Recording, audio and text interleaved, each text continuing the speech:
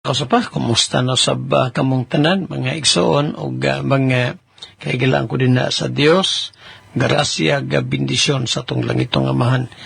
Manaunta na tong tanan o welcome sa another day of Bible study, dinhing programa tang The Sovereign Grace Hour. Karong gabi ay mo kalimutan mga kaigsoon to sa church sa Isayota alang sa tuwang midweek service and prayer meeting. And then, karong umabot sa mga Sabado diha sa ilan ni Pastor Freddy, no? Sa ipatagay lang Thanksgiving service sa ilang church din na, no? San Agustin this coming Saturday. It will be sa pizza na, Pastor? 28. Okay, no? Oh, yeah, happy birthday. Ay, belated happy birthday sa kang brother Ray Binosa Jr. Limot mo ko, brother Ray, no? John?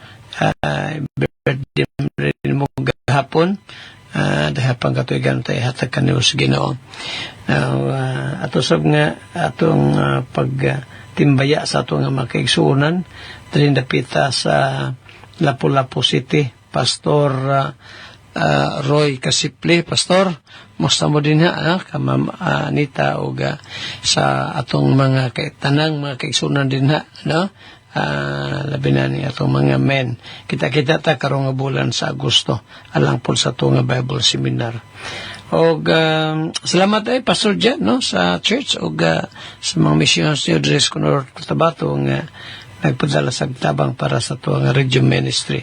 Ginoo, paday panalangin ka ninyo o usab ay mo kamo mga igso, no, nga tunay Facebook si Pastor Jan nagaprograma na siya matag adlaw gyud, no, dinhi sa Pigkawayan this Osaka radio station, FM station din sa Pigkawayan, North Cotabato, dapit lang ni Malo o sab brother Kines dinhi sa Kantila, no, nining mao nga radio station alas 6 sa gabi, then ato adiri matagbuntag alas 5:30 ta brother Kenneth, no, matagbuntag.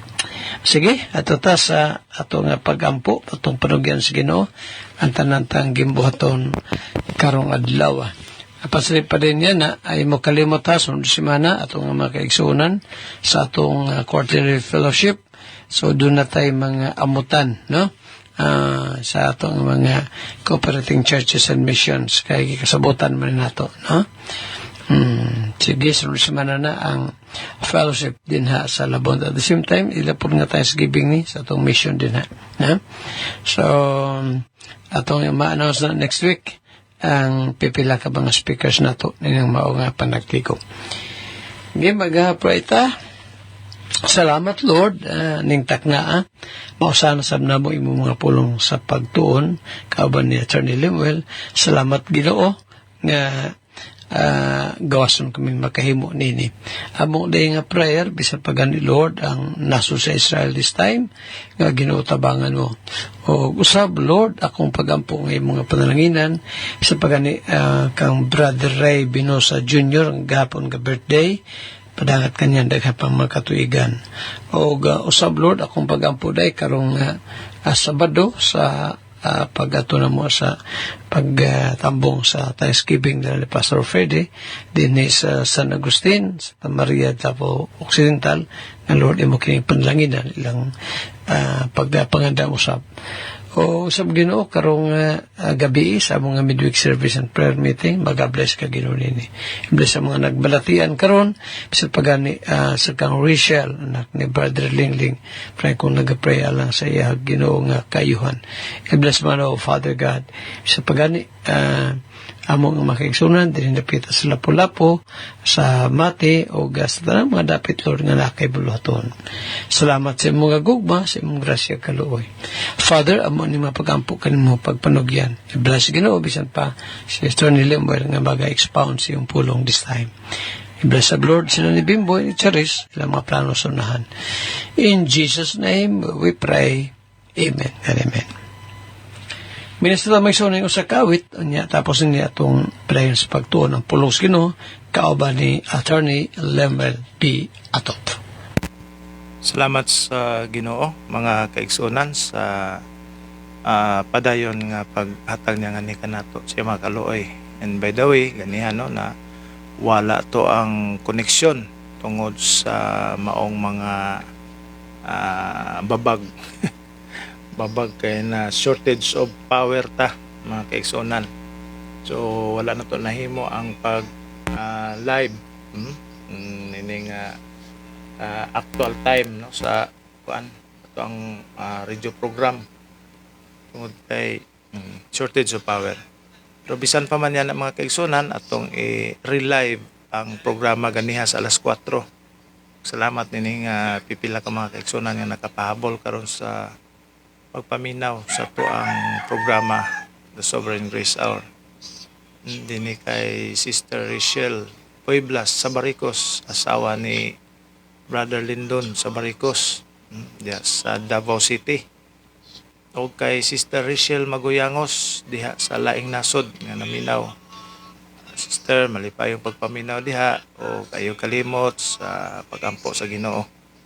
Sa imong pagpaningkamot padayon dahil nga magaampo ta alang sa to sa mga pamilya mga tabangan tas Ginoo kanunay ug ako sa nga pagtimbaya diha kang Sister Lynn V. Bakaling sa may bandang Luzon na nakapahabol sab sa pagtan-aw ni itong gi-relive nga program dinhi sa Sovereign Grace Hour. Okay mga kaigsuonan, akong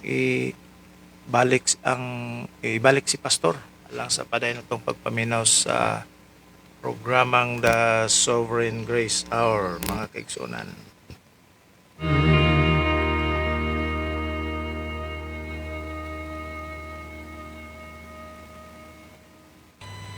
Amen. Praise the Lord. Salamat sa mensahe sa awit through it all. Remind ka nato nga sa kanunay makakatunta nga mosalig kang Jesucristo sa tong Ginoo labi na sa time sa trials no through it all. Sige mga igsuon sa ato ang meditation this time ato ang makuha dira sa Proverbs chapter 17 verse 1. Proverbs 17 verse 1. Ingon diri better is a dry morsel and quietness therewith than an house full of sacrifices with strife. Sa Cebuano version, maayo pa ang mumho nga nauga ug ang kalinaw uban ni ana kaysa usa ka balay nga napuno sa hudyaka nga inubanan sa pagkabingkil. Daghan tag makuha na kamatuoran diri mga igsoon. Ginapakita diri ang duha ka klase nga balay, no? Two kinds of home na ay balay diri nga na ay gamay nga pagkaon, only a dry morsel, no? Sa Cebuano pa mumho nga nauga sa sobra na siro ka daan sa pagkaon, nauga na hinuon ni a dry morsel, pero kani nga balay puno kini sa it is filled with quietness and peace na ay kalinaw. On the other hand, naapoy balay diri nga a house with abundant feasting, full of sacrifices. Sabot ani daghang pagkaon, materially wealthy, pero it is filled with strife and conflict, no? Na ay kanunay nga away, gubot, no? Walay peace of mind. So unsa man ang ginatudlo kanato diri, no? Very simple lesson, yet very profound, no? Peace is better than plenty. Kanang kalipay nga giubanan sa kalinaw mas labaw pa sa usa nga dato, pero ang panimalay puno sa kasamok. In old times, sa daang tugon mga igsoon, ang sacrifices, kaning mga halad, it is not only a religious duty. Ginagamit po nila ni na ay okasyon sa feasting. So ang mga pamilya would eat the meat, ilang kaunon ang karne that was offered at the altar during kanang fellowship offerings. So kaning mga higayuna, grabe ang kalipay, ang handa, festive meals. But si Solomon diri nag-warn sa itong ibasang text that even if the table is rich, kung naay kasamok na away sulod sa panimalay, mawala ang value niining richness. Mo nang diri sa Proverbs 15 verse 17, ingon diri, better is a dinner of herbs where love is than a stalled ox and hatred therewith. Mas maayo pa ka ng panihapon nga gulay-gulay nga naay kaubang gugma kaysa karne, stalled ox, baka nga pinatambok nga naay kalagot. Itong makitaan diri kung ato ang panimalay is puno sa there's mutual respect, may understanding, pagsinabtanay, ug na ang presensya sa Ginoo, it is far richer, mas labaw pa sa mga mansions na makitaan nato sa TV, pero puno og away, gubot. Kitaan po nato diri nga kung ang sa katao na ay peace, kaning peace with God, salvation, and peace of God. Even the simplest life, bisan pag pinakasimple nga kinabuhi, mahimong tamis kani. In Philippians 4:7, and the peace of God, which passeth all understanding, shall keep your hearts and minds through Christ Jesus. Uga, whether sa ato ang balay, sa simbahan, or sa atong mga higala, tumakita diri nga peace is very important, it is essential. No? So sa itong makuha diri nga lesson, no? we must be thankful if we have a peaceful home. No? Dapat magpasalamat sa Ginoo kung naay kalinaw sa ato ang panimalay. No, it is a blessing more than precious gold. Now, kung walay kalinaw, what if walay kalinaw sa panimalay? Ba't na to? Una, we pray for it. And then, we must mag-ampo ta. We must seek God's help. Of course, we must examine our own spirit. No, atong tanawon.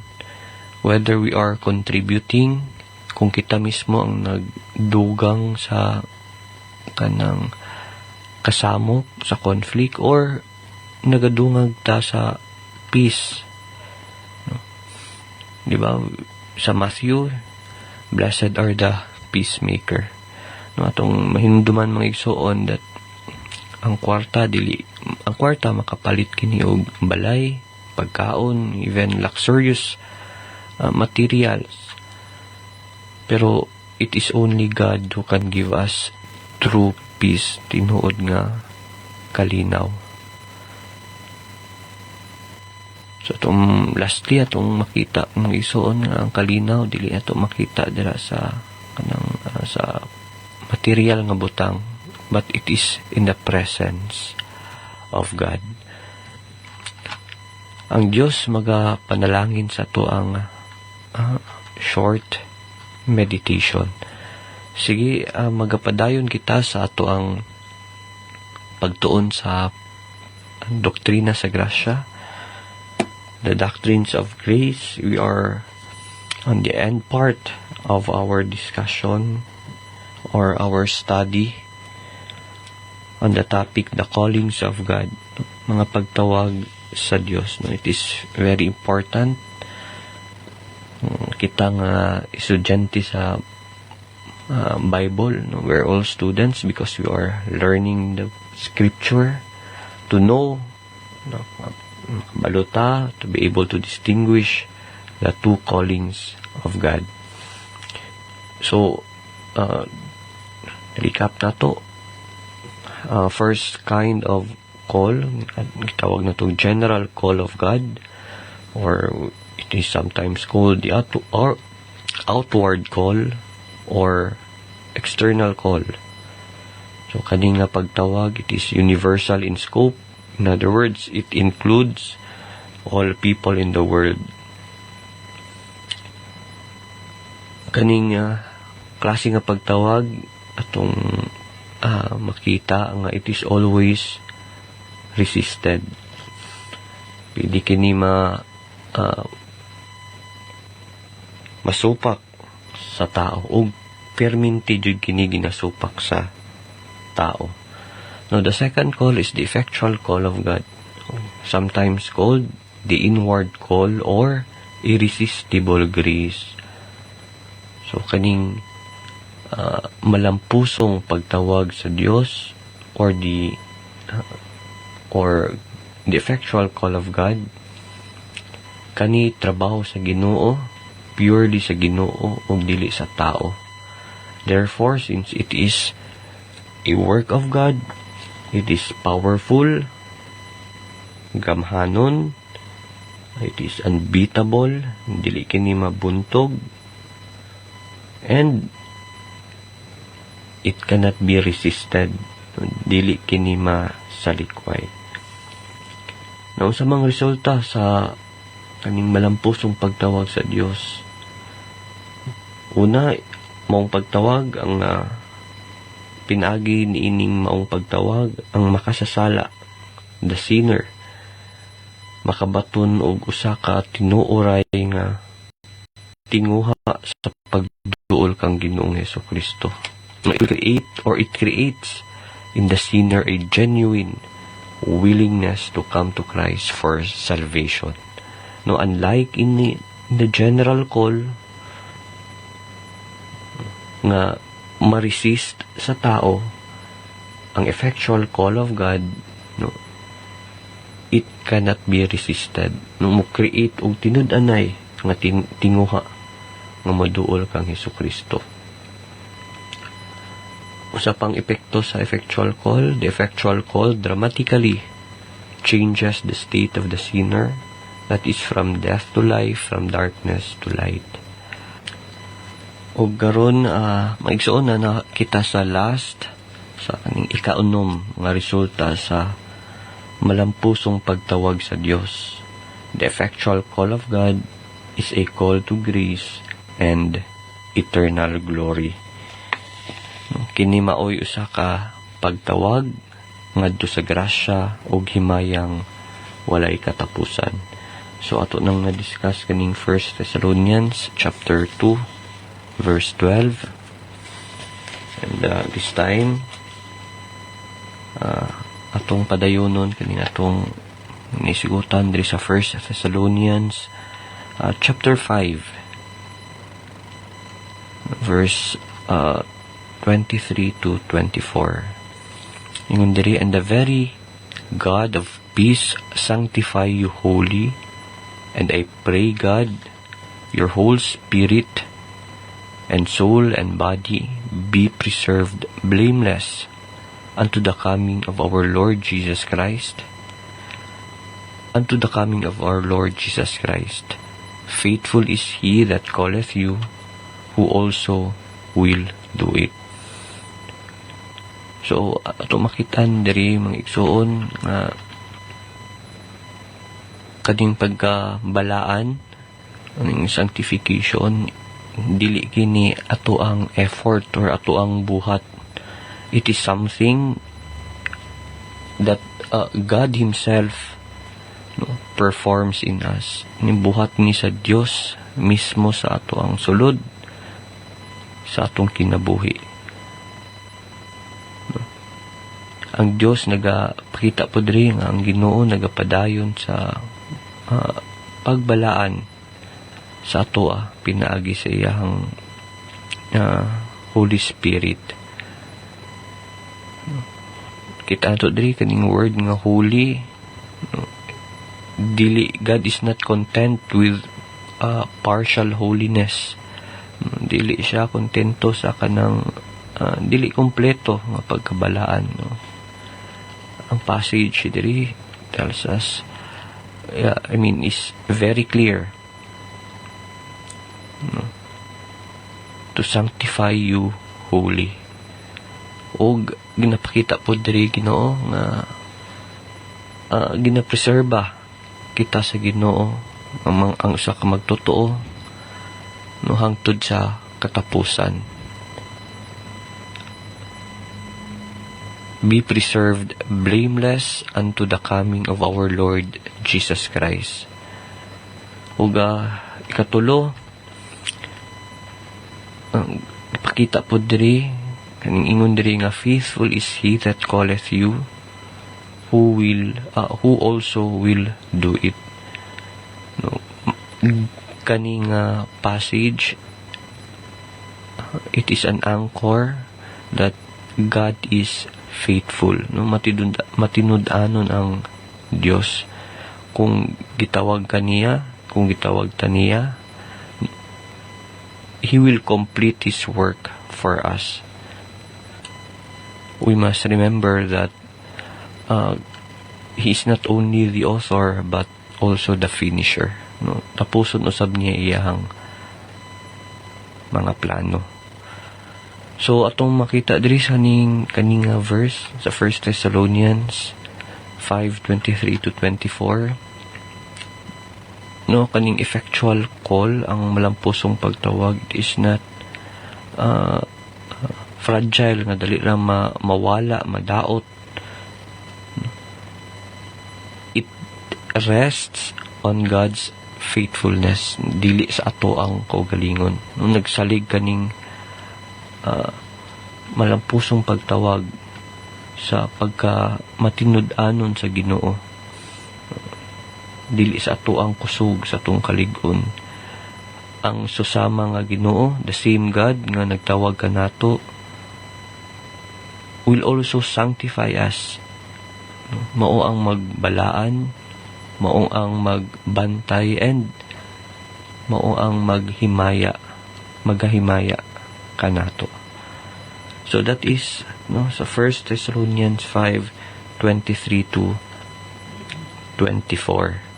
Sa sunod na higayon mga igsoon, atong isgutan ang last nga verse regarding sa ikaunom nga resulta sa malampusong pagtawag sa Dios. That is sa Ephesians chapter 1 verses 18 to 19. Ang daghan tay makuha na kamatuoran yaning bersikulo. Sige maigsoon, wala namang kitay oras ato ning ipadayon sa sunod nga higayon. But before I end, kung ikaw dili pa sigurado sa imong salvation, sa imong kaluwasan, wala na ilaing panahon aron mag-andam kun dili karon. Sa Mark 1:15 nag-ingon ang Biblia, repent, believe the gospel. Naadira ang pagkinulsol, pagpangayo og kapasayloan sa atong sala, og ang pagsalig o sa atong saligan. Believe the Lord Jesus Christ, sa Acts 16:31, and thou shalt be saved. Inyong Kauban karon si Attorney Lemuel Atup together with Pastor Andres P. Atup Jr. Magaingon ang Dios, magapanalangin kanatong tanan. Daghang salamat. Salamat sa Ginoo sa mensahe nga gipadangat ni brother and attorney Lemuel Atop. May tungod diya sa pulong sa Ginoo nga nagahatag kanato og reminders sa matag usa kanato nga padayon ta nga mga kinabuhi diha sa mga pagtulunan kay importante kini mga kaigsunan o ang pulong sa Ginoo diha gyud sa tong kinabuhi importante mao gini iwag diha sa tong mga kadalanan nga ginalaktan nining kalibutan nga mangitngit. Mingon tag mangitngit tungod kay kun ang usa ka tawo nga pumuluyo nining kalibutan na wala diha sa kahayag ni Ginoong Kristo. Ngit-ngit pasalkitran ang iyang kaugmaon. Kuan lang na siya mga kaigsunan na kanang gitawag na tog panig-ignan ba sa umaabot sa mga taong walay Ginoo nining kalibutan na.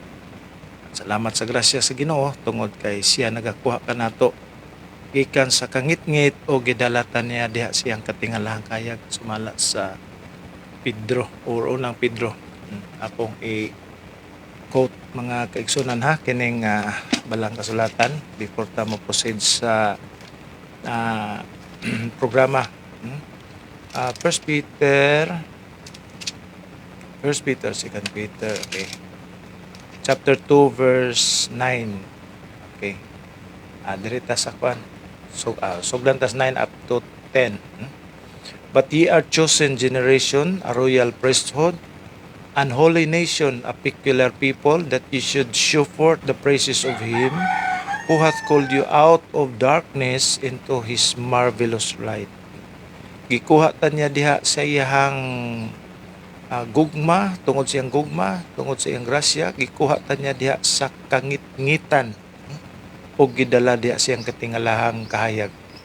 Ang verse 10 nagsupport sa verse 9 matod pa, which in time past were not a people but are now the people of God. Tanawa.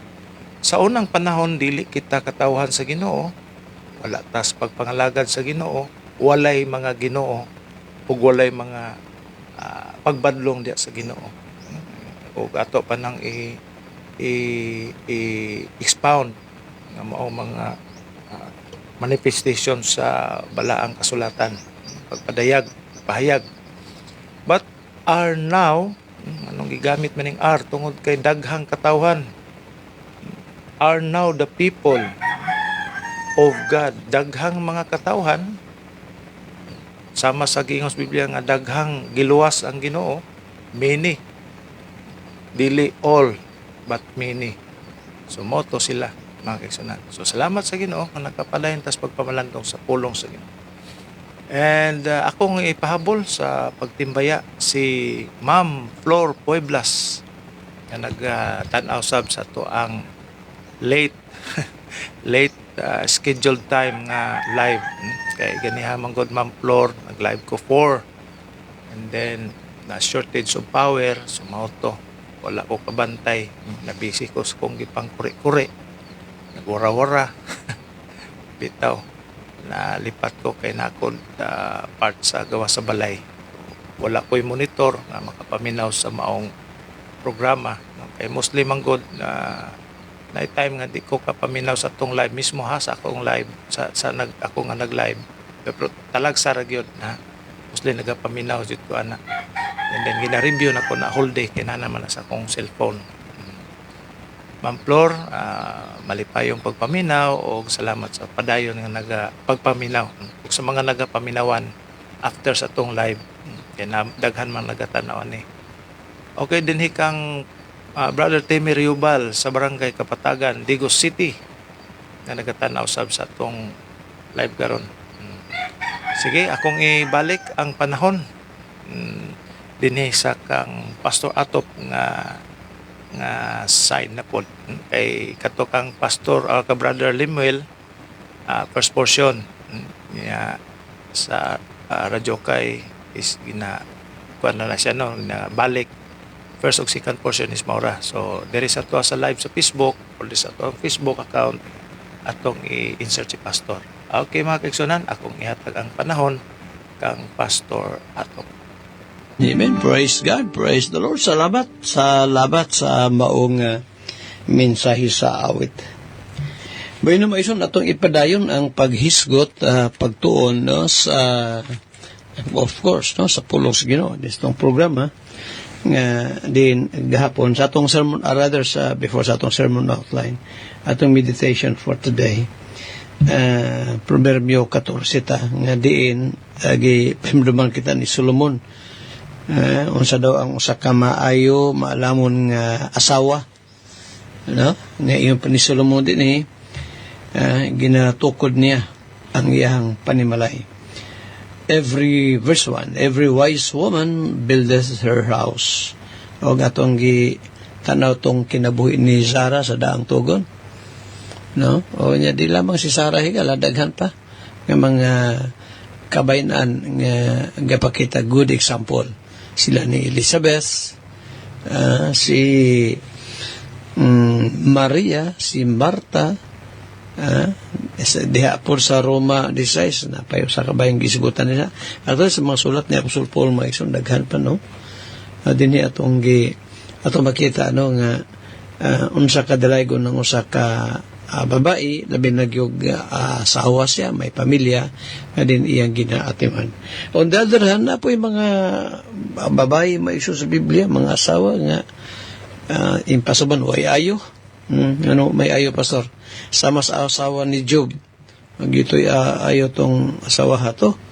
Nga naman, tungkol kay mayroon to sa dihang si Job na sa kaharuhay, no? Pero pagabot sa pagsulay na, siya pa'y nagtuklol kang Job nga magpakamatay na lang.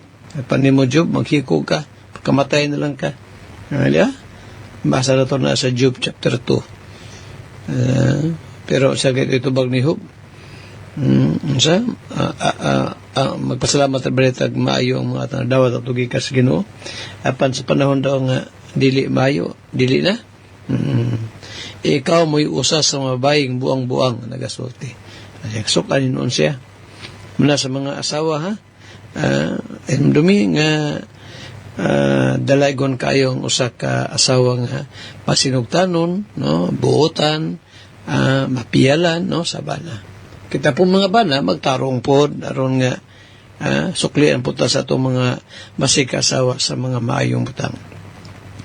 So, muna, no? Proverbs 14, ako lang nag-review kadali kay sa second phrase may so rather, yes, no? Sa next phrase, maong daw, foolish woman plucketh it down with her hands. Siya mismo mo yung guba sa ihang kauragong panimalay. Grabe, no? Imbis kayo mo paligon sa pamilya mo, hinoy mo guba.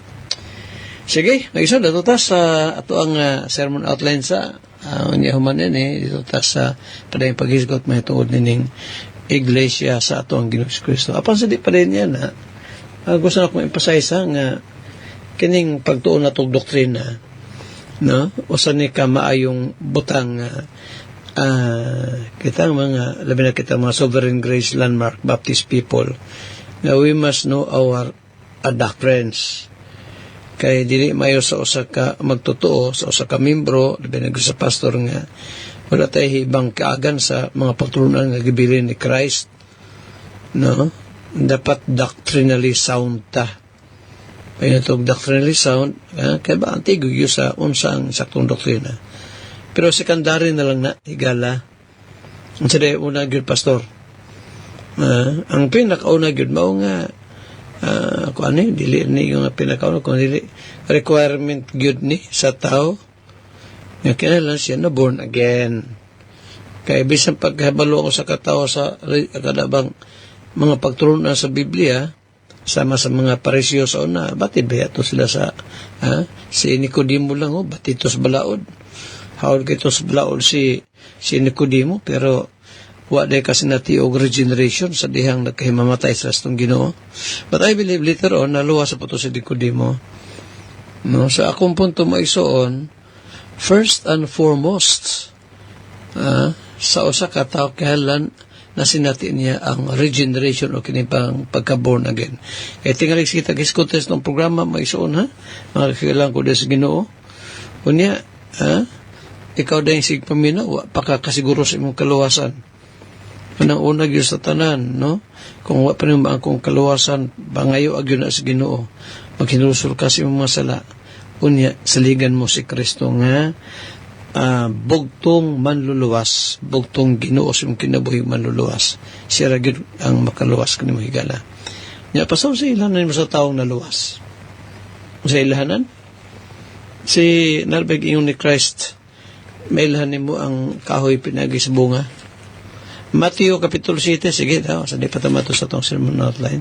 Turn your Bibles, book of Matthew chapter 7. And then verse 15. Kaya pa ni Christ din yun, and 16. Verse 15 and 16. Matthew 7. He said, beware of false prophets, which come to you in sheep's clothing, but inwardly they are ravening wolves. Pantay ka mo sa mga mini mga propeta, kaya sila mo diha ninyo, magtakuban, ingon nga mga karnero, pero di ay sa ilang kinasuran, mga lobo. You shall know them by their fruits. Do men gather grapes of thorns, or figs of thistles?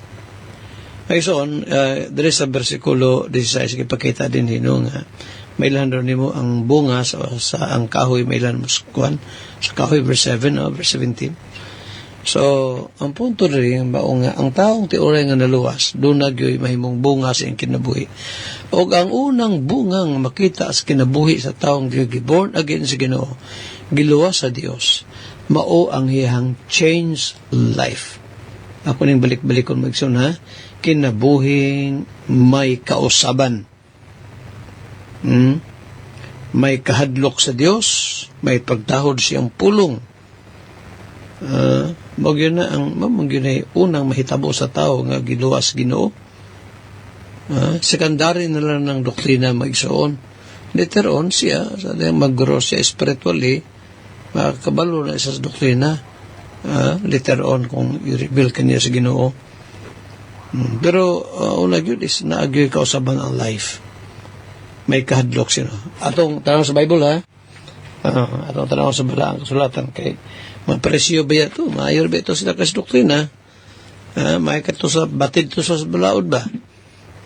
Pero giingnan ni Christ ni Nicodemo lagi nga, you must be born again. Tawon nyo maison ang pagtandi sa tao nga teoray nga naluwas. Asa mabasa pastor? Makita ang bunga niya. So may bunga. Book of Galatians chapter 5. Galacia Kapitulo 5. Sa kini ka kamaturang maisuro nga dapat mo dala ka na ito.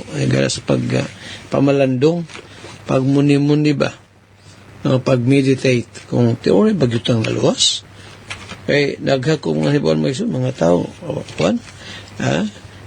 kana bang maisdoktrina, pero may application sa life. Mga bagong kinibitang ipang disiplina sa ato sa church magsuon, ipang disiplina grabe ang pagtuon sa doktrina to the extent nga nahimo na hinoong mga heretics kabulong kaya bisan pa gani ang tulip doctrine kuno sa katao daw di daw makatuos tulip, di pa rin na luwas mo na nga makonfine lang ang kaluwasan. Kita ra mga taong linuwas kung naadiha sa naadi na sa mutuog doktrina, pwede yun na higala ha. Ang unang makita sa taong tiuray nga naluwas is ang ihang change life. Galacia 5, tanawan nyo maison. Sugot ta sa versikulo 22. But the fruit of the Spirit is love. Ang bunga daw sa Espiritu Santo is nadihang gugma, joy, peace, long-suffering, gentleness, goodness, faith, meekness, temperance. Mo ni makita ang bunga sa tao ang teorya nga naluwas. Sa daw to, pastor? Sa tao di pastor nga di kanabang nga profess lang siya. Na Kristohanon siya, hintuo siya ni Kristo. pero di siya luwas. Kadang nasa verse 18. Mga 5, versikulo 18. Book of Galatians, chapter 5, and then verse 18. Nga matod pa din ni Apostol Pablo, ingon niya, apan kung kamo gimandua sa Espiritu, kamo dili ilalom sa kasuguan. Verse 19. Og dayag kaayo ang mga buhat sa unod. Sa tao nga maluwas mo niyo, kita ni mo ni siya ang kinabuhi. Bisag religious pa, pakighilawas, kahugaw, kaulag, simbag mga Diyos, panglamat, mga dinumtanay, mga pakigbingkil, pangabubho, kapungot, iya-iyahay, sinupakay, pundok-pundok, kasina, hubog-hubog, hudyaka-bahakak, o ang mga butang nga maingon-ingon ini. Pasidaanan ko kamo, sama sa ako ng pagpasidaan kaninyo kanyato. Nga mga nagabuhat sa mga butang, dili magpanunod sa kingharian sa Diyos. Among niyo, mga tao nga binimog na luwas, pero kay mo claim siyang saved. Pero mo niyang makita niyo siyang kinabuhi. Napay usa, kining sa unang Korinto 6, ako nang kanunay ginakutlo ng versikulo mo igsoon. 1 Corinthians chapter 6, verse 9, nasayod ba kamo nga ang mga dili matarong, dili makapanunod sa gingharian sa Dios? Ayaw kamo pagpalimbong. Walay mga makhilawason o mga tigsimbag mga Diyos-Diyos o mga mananapaw o mga bayot o mga kawatan o mga dalo o mga palahubog, mga tigspasipala, mga tulisan nga makapanunod sa gingharian sa Dios. Grabe, no? O napagyilain. Dalitas Book of Romans. Roma, Kapitulo 1. Muna pag-search sa itong kaugalingon. Verse 18, sugot ta. Roma 1:18, ingon pa din ni Apostle Paul, kay gikan sa langit, ginapadayag ang kapungot sa Dios batok sa tanang pagkadili Dios nun, o pagkadili matarong sa mga tao nga nagababag sa kamatuoran, pinaagi sa ilang pagkadautan. Kay ang arang mahibaluan, mahitungod sa Dios, tataw nga to kanila. Kay kinigipakita man sa Dios nga to kanila. Kay sukad pa sa pagkatukod sa kalibutan, ang dili makita ang kaniya,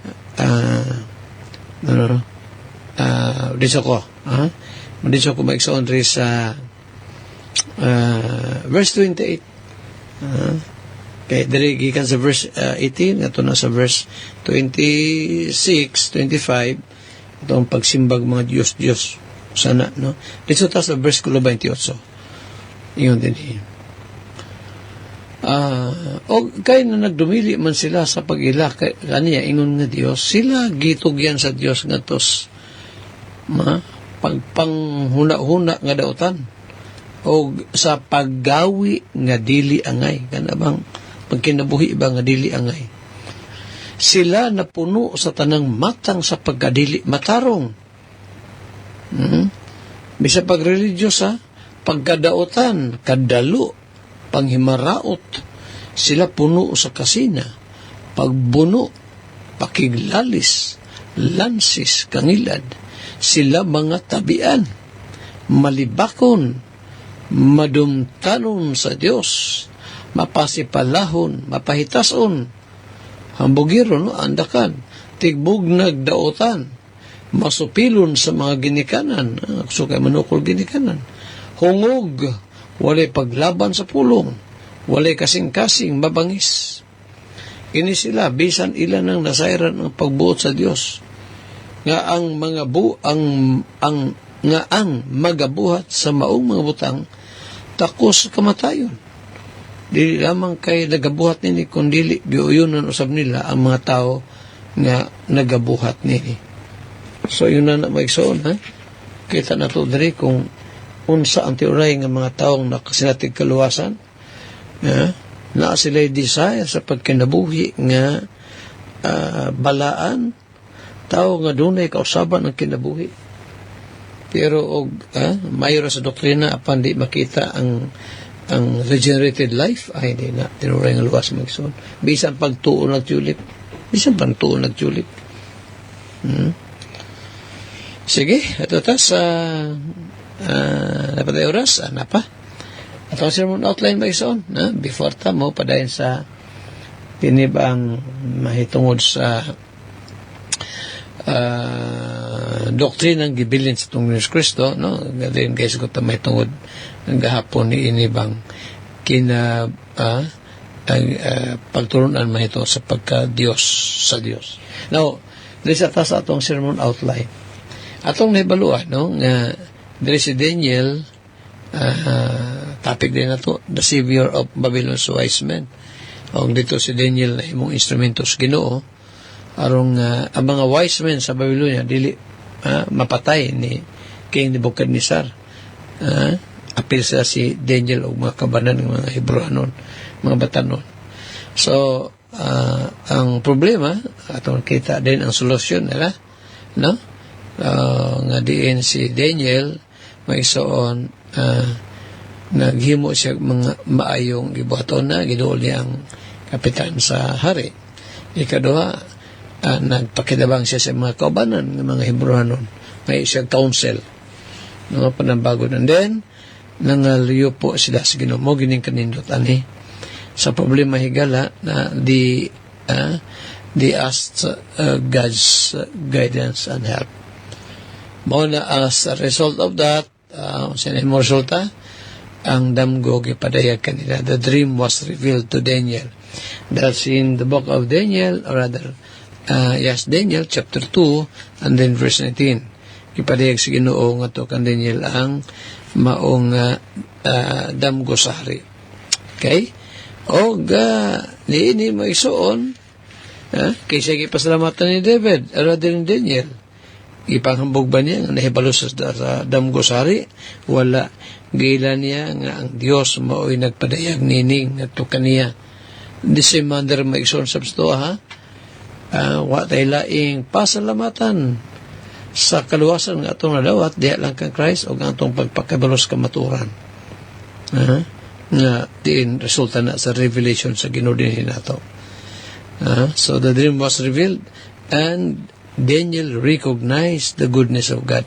Sa nyo maigsoon ang Daniel chapter 2 verse 20. Kuman ipadayag sa Ginoo kang Daniel ang damgo sa hari. Daniel answered and said, verse 20, Blessed be the name of God forever and ever, for wisdom and might are His. Wala mingos Daniel, ako na good name mo, nakabalo ko sa hubad sa baloon ako yung damgo sa hari. Wala maigsoon. Ang iyang giila, iyang gi-recognize, wala ilain, kundi ang Diyos. Sa ingon niya, matur pa niya, atong gibasa Daniel 2:20. Bulahan ang ngalan sa Diyos, walay katapusan, walay kinatuban, kay ang kaalam o ang gahum, kusog, iyaman. So, importante sa tao higala, kana bang iyahang ilhon, i-recognize niya, ng tanang butang, iyang nadawat, gikas Ginoo. Verse 21, and He, that the verse of God, and He changes the times and the seasons. He removeth kings and setteth up kings. He giveth wisdom unto the wise and knowledge to them that know no understanding. See? Kita na to din magso, no? Mao na giila. Ni gibuhat ni din giila niya nga kartong tanan nga iyang dawat gikan sa Dios. I-recognize ni Daniel din nga ang Dios sovereign. Siya mo ay magbuot, ginausab-usab doon niya ang kapanahunan. Gipapan niya ang mga hari o gipara plaster niya ang mga hari. Muna kining sa panahon sa election magson, ayaw kalimot ang Ginoo, panahon sa election ba, local, national election, pagpilig mga mahimong kandidato, ang Diyos mo palo na kaysa may nabutang niya. It's either by God's permissive will or by God's predestination. Magson, ano tayo oras di ay, no? Ato ni palinugma, kining atong paghisgot, pagtuos pulong sa Ginoo. O hinaot na to, no? Nga kining atong programa dinis kaanginan nahimong panalangin alang kanimo higala. Napade ay pipila ana pa dili pipila pa ka mga minuto ako ning daginuton kadali. So sa gibot ni Daniel magsoon, no, he recognize that God is sovereign. Asa mong bahin na pastor nga ang Ginoo magbubuot ng giila ni Daniel, no, kana pag ingon niya din ba nga ang Dios nagailis sa mga kapanahunan. God changes the times and the seasons. No, sa usab niya ba na kung init ng panahon atog yung hayo nga Lord paulan na, kung masipog ulan nga unta, kung masipog ulan nga unta, painiton po niya. Hindi na magreklamo kung sa man ang condition o situation sa panahon. No, kaya na si Ginoo higala. Sige, ato ta sa pagtapos ni atong tulong. Salamat sa inyong pagkuminaw, ha. O kamong mga padayong dampo ning mong bulaton o nagatabang sa ni financially. Salamat yung kayo. Panginoon ako ang ginuusab mo, padayong panalangin ka ninyo, aron nga mahimo sa mong panalangin nga tusuban. Higala, ikaw po day, nga naminaw karon na pakasiguro sa kaluwasan, I may say this time, no? Come to repentance and you need to trust Christ. Siya lang yun, higala, ang bugtong makalawas ka nimo. Hadurugma, samang takla, samang istasyon, inyong higalas kahanginan, Andres Atob Jr. manamilit. Magaingon ang Diyos, panalangin kanatong tanan. Daghang salamat. Salamat sa Ginoo, mga kaigsunan, ining taknaa nga natapos sa sab, nato ang second portion nga gidumalahan usab sa alagad sa Ginoo si Pastor Andres Atop. Okay, akong pahabol sa pag-acknowledge sa mga kaigsunan nga nagatan-aw sa tong live. Dinhi kay Brother Rolando Yanis nga nagatan-aw o kay Brother Hapzim Isaiah nga nagatan-aw sab sa ato ang live karon, mga kaigsunan. Salamat sa Ginoo sa mga pulong sa Dios nga iyang padangat sa matag usa kanato pinagi ni Pastor Atop. Agig reminders sa matag usa kanato kinahanglan magakinabuhi ta nga ligdong hapsay diha sa tubangan sa Dios ug sa ato ang katilingban nga nasakupan. Nindot kayo mga reminders Biblia mo nang mga pag-ampo ginato sa Ginoo nga ato ginato ato agyud ni nga ikinabuhi sa matag adlaw. Okay, mga kaigsunan, natapos na sab ang laing hugna takna sa atong pagpaminaw nining ato ang programa. Salamat tas Ginoo. And then atong prayer nga padayon ta nga magapaminaw bisan sa atong mga live kining posted dinhi sa ato ang Facebook account. O ayaw mo kalimot ha sa pag subscribe sab sa ato ang YouTube channel, no? Nadi ato ang YouTube channel, ma-search ni dito sa atong YouTube. Okay, Sovereign Grace Hour, pahitalang ang Brother John Rubin or Brad John Rubin. Nani dito, posted sa dito sa atong YouTube. God willing, tungkol sa Ginoo pohon, magahimo tag live diha. Synchronize na to ang sa Facebook o sa YouTube. Okay, mga kaigsunan, nining adlaw di ta malimot sa pagpanugyan sa to ang gimbuhaton, atong kinabuhi, atong mga plano, atong mga lakaw diha sa Ginoo. Okay, hangtod sa sunod nga panahon, dong sa taas papuminaw. To God be the glory og maayong buntag again sa matag usa kanato. May God bless